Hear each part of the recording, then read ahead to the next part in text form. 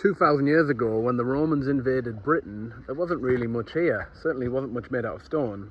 Now, behind me there is the remains of an old Roman wall, which would have surrounded the outside of the greatest temple in all of Roman Britain, the temple for Claudius, which Queen Boudica razed and burned down here in Colchester. And then just behind me over here, this is the remains of a Roman house.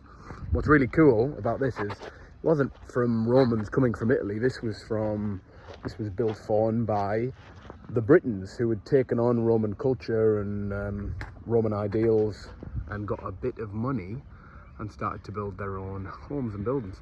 So what you can maybe just work out there is the floors are tiled, very small terracotta tiles, just in the style of what you would get as a mosaic.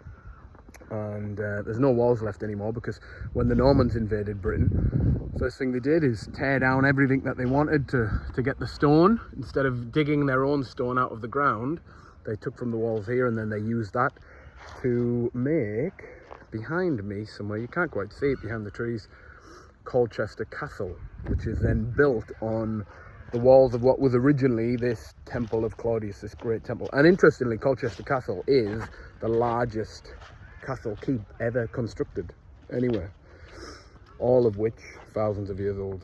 So it's one of the beautiful things about Britain, that you get out into the sunshine in the summer, and I've got 2,000-year-old Roman history there, and a house in which somebody would have lived.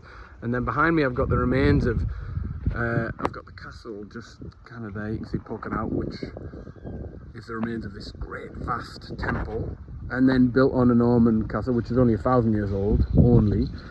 And then on top of that, we've got more additions over the several hundreds of years. So yeah.